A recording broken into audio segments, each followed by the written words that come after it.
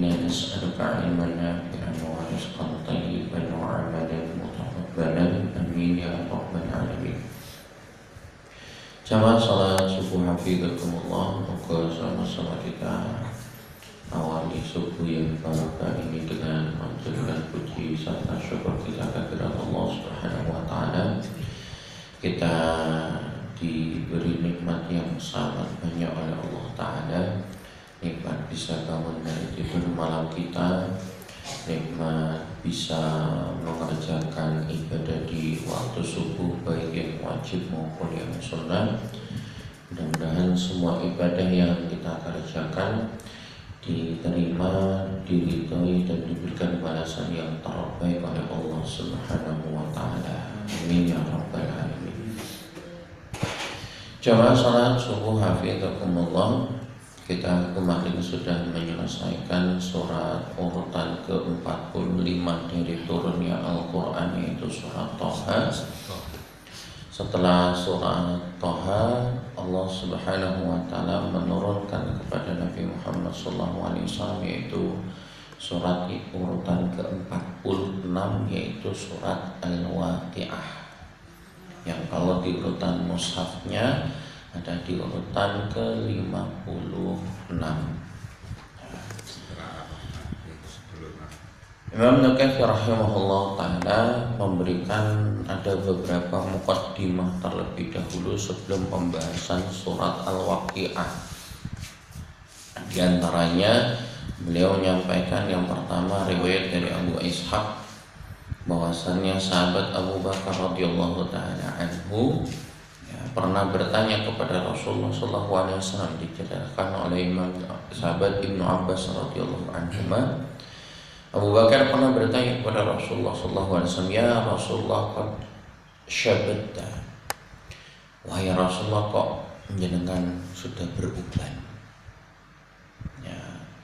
Kemudian Rasulullah menyampaikan syayabatni Hud wal waqi'ah wal mursalat wa amma yatasaalun wa idza syamsu kuwirat. Kata Nabi Muhammad SAW, di antara yang telah membuatku beruban itu adalah surat Hud, surat Al-Waqi'ah, surat Al-Mursalat, amma yatasaalun, dan idza syamsu kuwirat. Jangan jenengan gambarkan Rasulullah itu rambutnya terus penuh dengan uban. Ubannya Rasulullah itu kalau dalam kitab Syama'il Muhammadiyah, buku yang ditulis oleh Imam At-Tirmidzi, itu ada keterangan sahabat Anas bin Malik pernah menghitung uban yang ada di rambut serta di jenggotnya Rasulullah itu kurang dari 20. Tapi cukuplah rambut yang berwarna putih itu menjadi pelajaran bahwasanya manusia semakin lama usianya semakin bertambah. Nah, ketika usia seseorang itu semakin bertambah, ya semakin dekat dengan ajalnya. Yang kedua, surat-surat yang disebutkan oleh Rasulullah SAW tadi, Hud, Al-Waqi'ah, Al-Mursalat, amma yatasaalun, idza syamsu kuwirat, surat-surat itu menerangkan tentang hari kiamat. Itu yang kemudian banyak difikirkan, bukan difikirkan kapan terjadinya, bukan. Tetapi yang difikirkan adalah apa yang sudah dipersiapkan duisa ngopo hari kiamat. Kemudian yang kedua, Imam Nawawi rahimahullah ta'ala menyampaikan banyak riwayat terkait dengan keutamaan surat Al-Waqi'ah. Insyaallah jenengan ada beberapa yang sudah mengetahui keutamaan ini. Di antaranya dalam riwayat Abdullah ibn Wahab dari sahabat Abdullah bin Mas'ud radhiyallahu ta'ala anhu, dalam riwayat Imam At-Tirmidzi, Rasulullah sallallahu alaihi wasallam, kata sahabat Abdullah bin Mas'ud, sami'tu Rasulullah sallallahu alaihi wasallam yaqul, aku pernah mendengar Rasulullah sallallahu alaihi wasallam bersabda, man qara'a suratul waqi'ati kulla lailatin lam tusibhu faqatun abadan. Kata Nabi Muhammad sallallahu alaihi wasallam, man qara'a suratul waqi'ah, siapa saja yang membaca surat al-waqi'ah kulla lailatin, setiap malam, setiap malam. Jadi ada keterangan waktu dari Rasulullah, dibacanya setiap malam, tidak malam-malam tertentu. Ya, lo berarti tidak boleh? Bukan tidak boleh, karena kalau terkait dengan keutamaan ada yang namanya kaifiyah, tata caranya. Dibacanya setiap malam, lam tusibhu faqatun abadan, niscaya tidak akan tertimpa kemiskinan selamanya. Artinya tidak tertimpa kemiskinan, nggak mesti harus jadi kaya. Cek soge moco surat al-waqi'ah, bukan itu maksudnya. Nah, makanya kalau di dalam Sajainuddin itu kan kalau membahas satu permasalahan tidak mengambil satu hadis terus langsung disimpulkan, tidak gitu caranya. Nah, di Muhammadiyah itu enggak kayak gitu. Jenengan kalau lihat di HPT itu, himpunan putusan tarjih itu enggak cuma satu hadis disimpulkan, enggak. Yang namanya tarjih itu yang dipakai di Muhammadiyah adalah ngelihat dulu di permasalahan ini ada berapa hadis, jajar semuanya. Kemudian dari sekian hadis itu mana yang paling rajih, artinya paling rajih itu yang paling kuat, itu yang diambil. Demikian juga ketika menyampaikan atau menerangkan keutamaan surat Al-Waqi'ah, tidak kemudian ambil satu, oh berarti ini nggak bakalan miskin, berarti otomatis kaya. Itu kesimpulan sendiri, ya, kesimpulan sendiri. Padahal apa yang dikaitkan kemiskinan di sini bukan hanya terkait kemiskinan dunia. Kenapa? Karena Nabi Muhammad SAW dalam riwayat yang mutawatir, diantaranya dari riwayat Imam Ahmad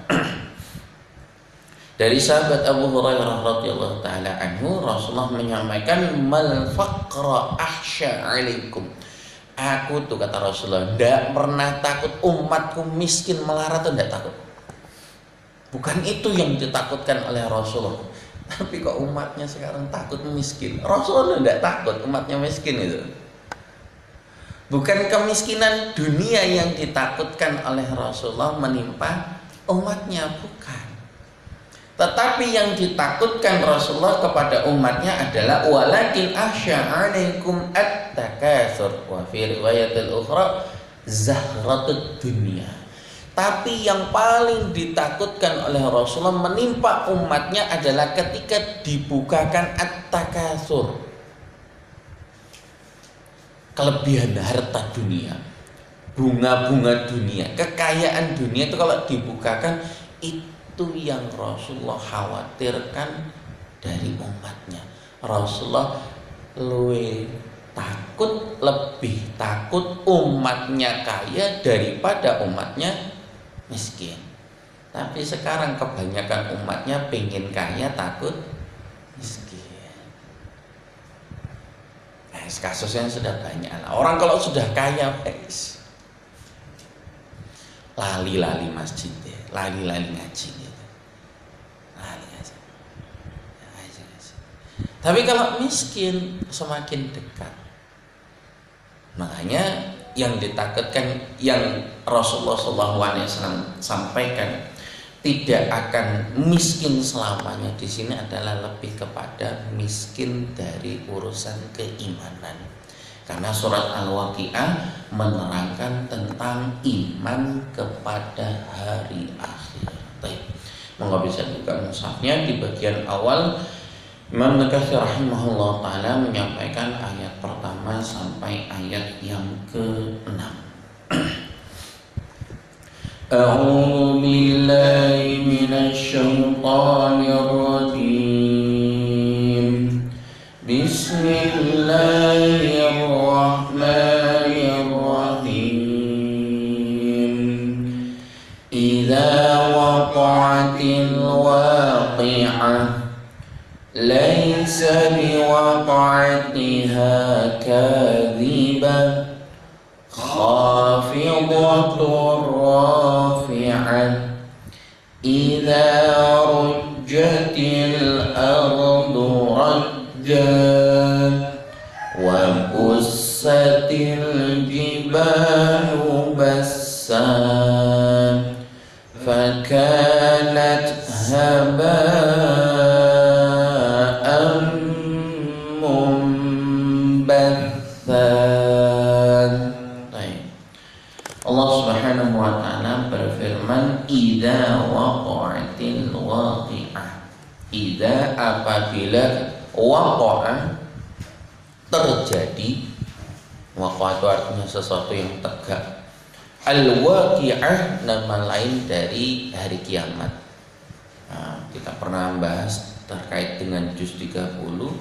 Kenapa kok banyak sekali nama surat yang diambil dari nama lain hari kiamat. Di antaranya para ulama menyampaikan karena saking banyaknya peristiwa yang terjadi ketika kiamat kubro itu. Langit pecah, bumi terbelah, wal biharu fujirat, air laut tumpah, kubur bu'sirat, bumi itu mengeluarkan isinya, kemudian kawakibun tasarat, gugusan bintang satu dengan yang lainnya tubrukan. Saking banyaknya peristiwa itu tidak cukup hanya digambarkan dengan satu surat, tapi banyak sekali. Nah, termasuk diantaranya adalah Al-Waqi'ah. Ini nama, salah satu nama dari nama-nama hari kiamat. Diterangkan oleh Imam Nukatsir kenapa disebut dengan Al-Waqi'ah, karena kepastian terjadinya. Jadi ini hari kiamat pasti terjadi. Hanya memang kita dirahasiakan kapan waktunya. Kalau ada keterangan-keterangan semisal dari Rasulullah hari kiamat itu tegaknya di hari Jumat, ya sudah hari Jumat. Tapi Jumat kapan ini, ya Jumat kapan ini yang Rasulullah tidak tahu. Karena dalam riwayat Imam Muslim dari sahabat Umar bin Khattab, pernah ada seorang laki-laki datang menemui Rasulullah, tanya. Ada 4 pertanyaan, tanya tentang Islam, iman, ihsan. Dan pertanyaan keempat, Rasul ditanya, matas sa'ah, kapan kiamat? Rasulullah hanya menyampaikan, mal mas'ulu anha bi'a'lama minas sa'il. Yang bertanya saja tidak lebih tahu dari yang ditanya. Nah, yang bertanya itu adalah malaikat Jibril, tapi dalam wujud manusia. Jadi jangankan manusia biasa, wong sekelasnya Rasulullah saja tidak tahu. Jangankan manusia biasa, malaikat Jibril saja tidak tahu. Lah kok ada orang yang kemudian berani-beraninya meramalkan kapan hari kiamat. Artinya ketika seseorang itu berada atau berusaha ada di posisi mengetahui kapan hari kiamat, berarti dia sedang berusaha memposisikan dirinya itu sejajar dengan Allah. Nah, yang percaya itu pun juga sama nanti. Ya. Bukan lagi kemudian ini masuk kategori syirik, enggak. Ya. Orang yang meramalkan kapan hari kiamat itu secara hakikatnya itu sama seperti Fir'aun yang mengatakan wa ana rabbukumul a'la. Bukan lagi melakukan kesyirikan, lebih dari syirik. Karena dia berusaha menandingi apa yang hanya diketahui oleh Allah Subhanahu wa Ta'ala. Nah, jadi cukuplah ketika berbicara tentang hari kiamat, kita yakin itu nanti akan terjadi. Kapan terjadinya? Katakan wallahu a'lam, hanya Allah saja yang mengetahuinya. Kemudian di ayat yang kedua Allah Subhanahu wa Ta'ala berfirman, laisa liwaqa'atiha kadhibah. Terjadinya hari kiamat itu tidak dapat didustakan. Nah, ada orang-orang yang kemudian meyakini nggak ada yang namanya kiamat itu.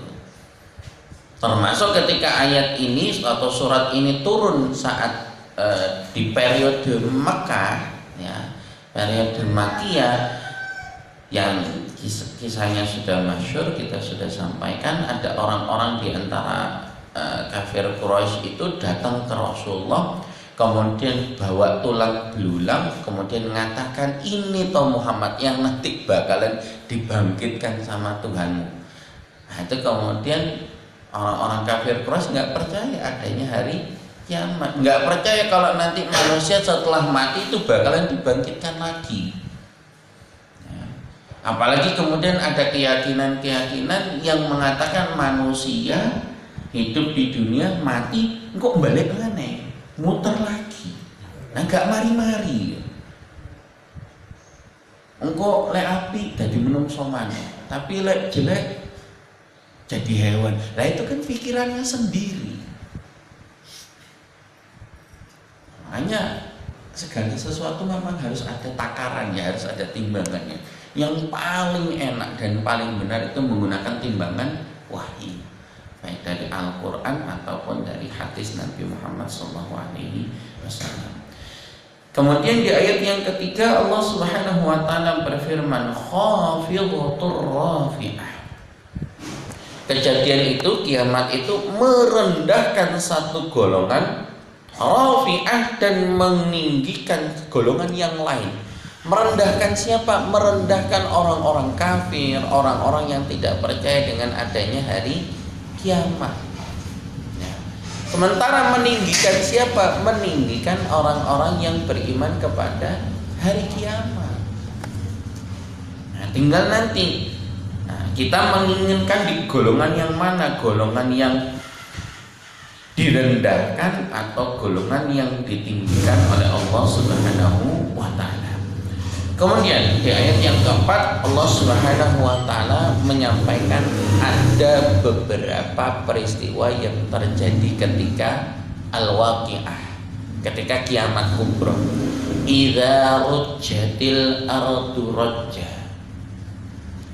apabila bumi digoncangkan sedahsyat-dahsyatnya.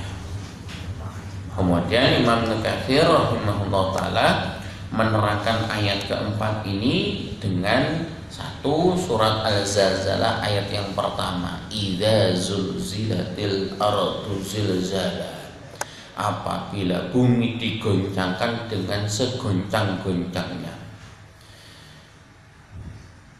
Kalau gempanya itu satu kali saja, itu sebutannya bukan zilzal, tapi lebih kepada khasfun, gempa satu kali, tok, selesai.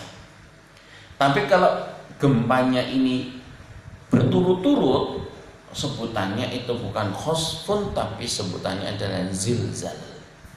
Gempa yang tidak berhenti-berhenti itu namanya zilzal. Kemudian di surat Al-Hajj ayat yang pertama yang juga disampaikan oleh Imam Nukatsir, Allah Subhanahu wa Ta'ala sampaikan, ya ayyuhan nas, wahai manusia.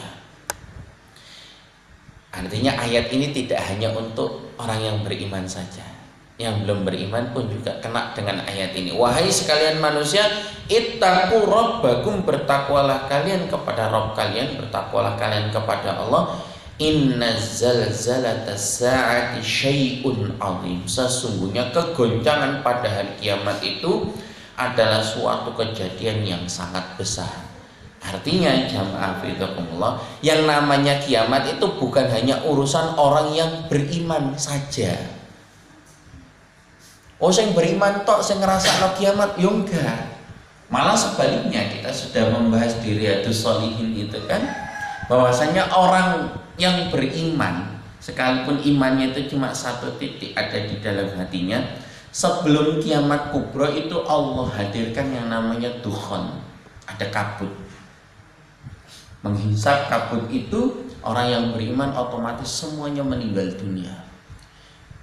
Jadi orang yang beriman kepada Allah nggak merasakan, nggak menangi yang namanya kiamat kubro.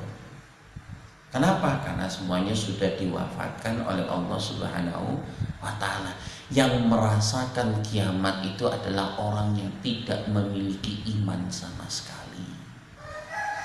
Jadi mono saja dengan angan-angan aku pengen royo apa kiamat, oh jangan. Nah, berarti kalau kayak gitu masuk ke golongan orang yang tidak memiliki iman sama sekali. Kemudian di ayat yang kelima Allah Subhanahu wa Ta'ala sampaikan wa bussatil jibalu bassa. Dan gunung-gunung dihancurkan sehancur-hancurnya. Saking hancurnya Allah Subhanahu wa Ta'ala sampaikan di surat Al-Muzammil di ayat yang ke-14, kathiban mahila. Gunung-gunung itu kemudian menjadi tumpukan pasir yang berterbangan. Jadi gunung itu hancur, saking hancurnya itu rupa pasir jadinya. Bukan lagi batu-batu besar, jadi berupa pasir itu. Ya, makanya gunung itu kan ketika hari kiamat ya seperti debu yang berterbangan itu, saking hancurnya. Terakhir di ayat yang ke-6 Allah Subhanahu wa Ta'ala berfirman fakanat haba'an mumbatha. Maka jadilah dia gunung-gunung itu haba'an mumbatha, debu-debu yang berterbangan. Itu gunung yang besar jadi pasir yang berterbangan. Gimana manusia? Nah, oleh karena itu jamaah fillah, inti dari iman kepada hari akhir itu bukan untuk mengetahui kapan terjadinya, tapi apa yang sudah kita persiapkan, bekal apa yang sudah kita miliki untuk hari kiamat. Mudah-mudahan Allah Subhanahu wa Ta'ala berikan taufik kepada kita, menguatkan keimanan kita, memberikan kemudahan kepada kita untuk menyiapkan bekal di hari kiamat kelak.